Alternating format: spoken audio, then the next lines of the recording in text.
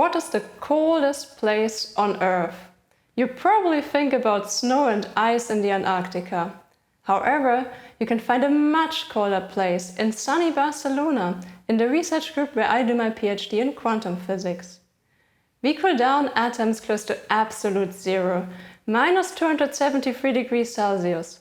What happens with matter so incredibly cold, and why are we doing it? We want to predict the behavior of complex materials, where collective quantum effects are important. These effects are not relevant in most objects of our everyday life. They rely on the uncertainty each particle has.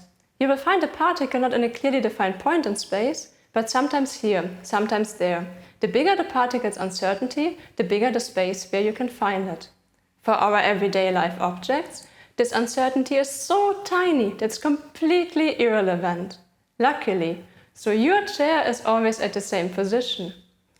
To observe the effects caused by the uncertainties, we have to go to the microscopic world, to the level of single atoms. Collective quantum effects are important in some solids, when the atoms are so close to each other that their uncertainty overlaps.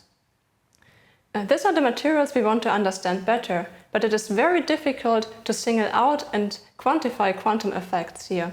So instead, in my research group we have a guess, where atoms are quite far apart. Like that we can easily describe them. However, now to obtain overlapping uncertainties of these atoms, we have to increase those. And here the temperature comes in. As we cool down the atoms, the uncertainty in space increases, and finally, close to absolute zero, they overlap. We now have a guess where we can very well observe and control quantum effects of many atoms. And we can use it to simulate these complex materials. It's like building a Lego world, but we have quantum Lego bricks made out of ultracold atoms and build models of the solids we want to study. Our system is cleaner, simpler, and much more controllable than these solids, so it's easier to understand fundamental concepts and the role of quantum effects. Currently, I am working on simulating electrons at extremely high magnetic field. This will help us to understand topological materials important for quantum computation or the new generation of microelectronic components.